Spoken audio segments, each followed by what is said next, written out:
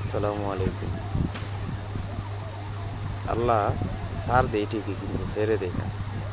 এই ইসরায়েল নৃশংসভাবে ফিলিস্তিনির নিরীহ মানুষের উপর যে অত্যাচারটা করছে, এর জবাব আল্লাহ গজবের মাধ্যমে দিতেছে। এই যে কি আগুন লাগলো, আগুন খালি সামনের দিকে অগ্রসর হচ্ছে, অগ্রগতি এই বেশি। কত ফায়ার সার্ভিস কত কিছু সর্বোচ্চ চেষ্টা করতেছে, কিন্তু কোনো কাজ হচ্ছে না। তো আল্লাহ যদি কাউকে ধরে ফেলে কঠোরভাবে, তার বাঁচার আর কোনো উপায় নেই।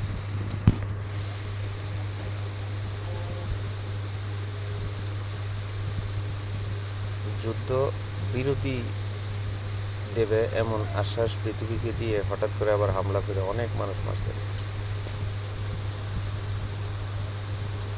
আল্লাহ এখন ধরছে, এখন এই আগুন নিবানের ক্ষমতা নাই।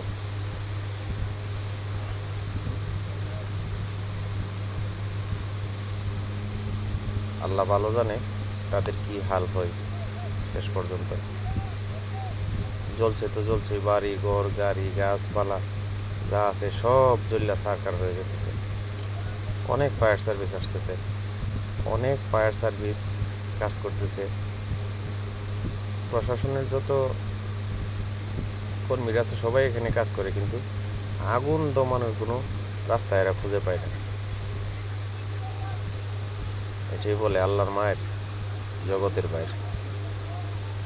আপনি বুঝবেনও না কিভাবে আপনাকে পাকড়াও করবে।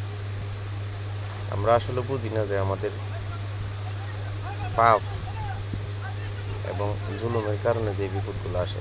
আমরা মনে করি এটা ওই করছে সেই করছে, আসলে না, এটা হচ্ছে আল্লাহর গজব। আল্লাহ আমাদের পাপের শাস্তি দেয়।